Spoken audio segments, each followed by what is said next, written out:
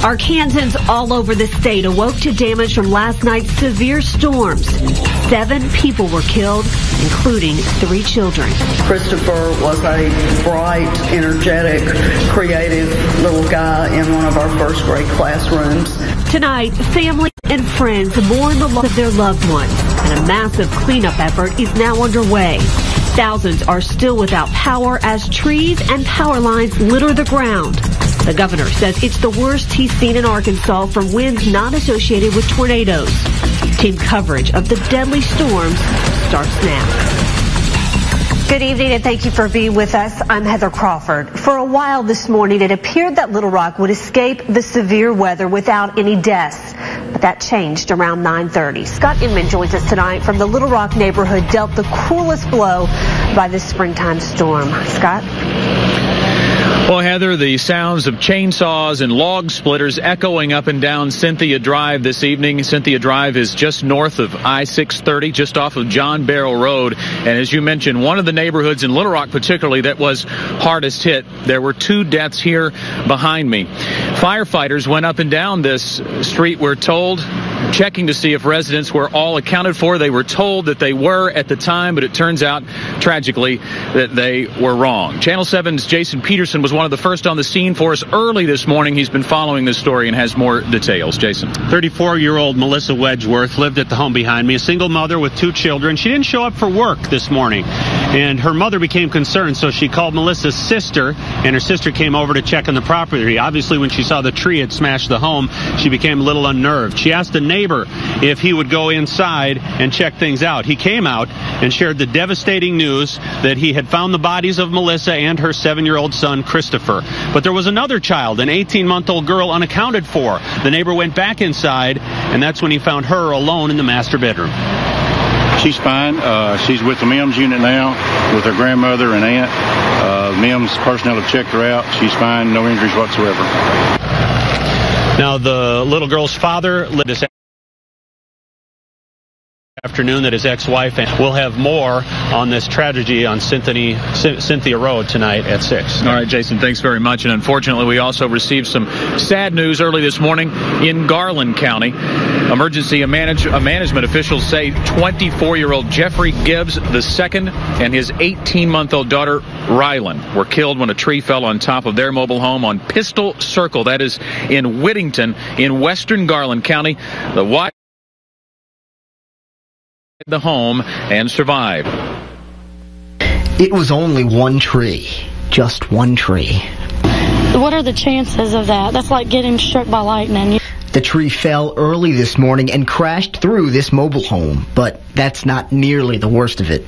The tree falls and hits a 3-foot perimeter. People. That's just... Gibbs and his baby daughter Rylan were sleeping in their bedroom when it happened. They didn't have a chance. He was 24. She was just 18 months. He was a outgoing, fun guy. He was a great dad, obviously, because, he was with his daughter. She was always smiling. She had dimples ever since she was born.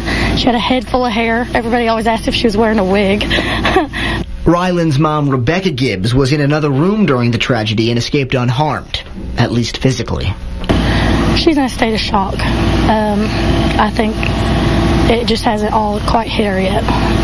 Rebecca came back to her home early this morning to pick up a few items, but her best friend, Eden Davis, tells us Rebecca... And now both of her worlds are gone.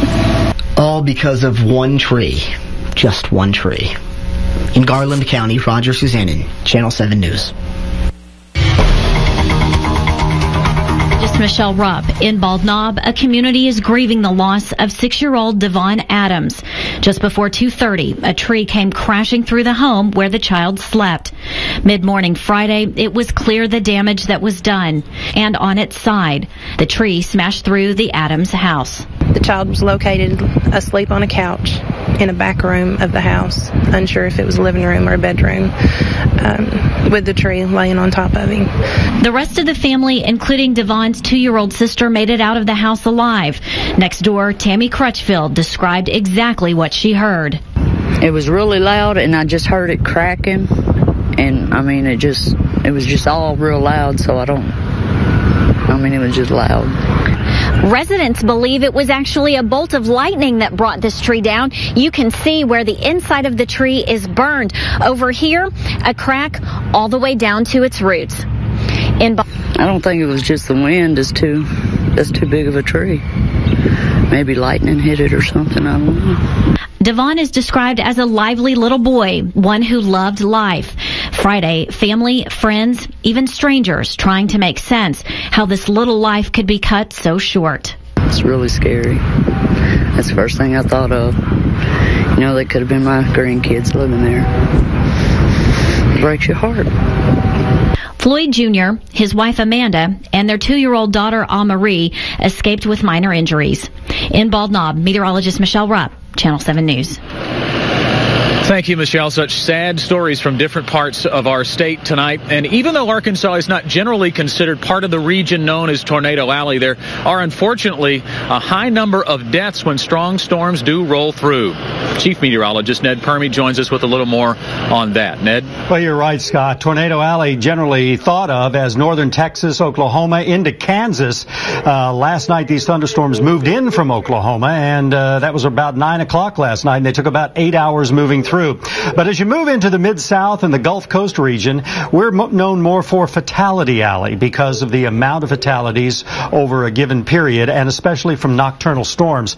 And also, another thing that you have to consider as we look at our graphic here, you can see that we have in this area one of the highest areas of manufactured housing in the country, and as well we are looking at some of the highest rates of nighttime tornadoes and also rain-wrapped tornadoes, making them very hard to see. As a matter of fact, some of the highest fatality rates are in northeastern and east central Arkansas, all the way into northern sections of Mississippi, northwestern sections of Alabama, and western Tennessee. And this incidence of high fatality and this rate has been with the United States for many, many years.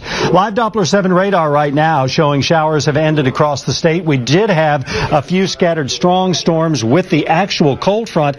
We actually had two frontal boundaries. One that moved through last night. It was kind of a dry front that sparked all the thunderstorm activity, and the actual cold front produced a few scattered to strong thunderstorms over extreme northeastern Arkansas over the last couple of hours, but that's exiting right now. We've got some better news to talk about in the days to come, some good forecast weather to help with the cleanup across the state. We'll have that in just a few minutes. All right, Ned, thanks very much. As we mentioned at the top of the broadcast, 7 fatalities in all in Arkansas. The last 2 were east of the capital city. Pulaski County authorities say 57-year-old James Loftus was killed when a tree blew over onto an RV in Scott. That happened at 2509 River Road, and also in Scott at 15,109 Walters Road, a mobile home blown apart there. The homeowner was hurt and taken to the hospital, but we're told he will survive. And in St. Francis County, west of Caldwell, 65-year-old Lardella Anderson was killed when her mobile home was picked up and moved 75 feet off of its foundation. Some very powerful winds. A big story today, too, is power outages. And for more on that, we send it back into the studio and Heather Crawford. Heather? All right. Thank you, Scott. Entergy says at the peak, 43,000 customers lost power due to the powerful storms that moved through the state. And at last check, about 15,000 are still without electricity tonight.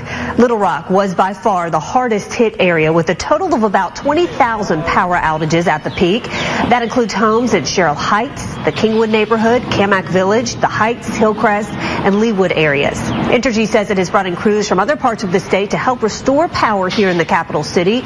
About 50 utility poles were destroyed here, and they now have to be replaced. The first half of this restoration is the easy part. That's where we flip in circuits that have tripped. As we get into the restoration, the going gets tougher, it gets slower, because that's when we're rebuilding infrastructure and replacing poles. And if you see a downed power line, treat it as if it is energized and deadly and do not touch it. You can report down lines to 1-800-ENTERGY. Little Rock police will be out patrolling neighborhoods tonight that are still without power. And city officials say crews have been working since 2 o'clock this morning and will continue to work through the weekend to try to get into all of the damage.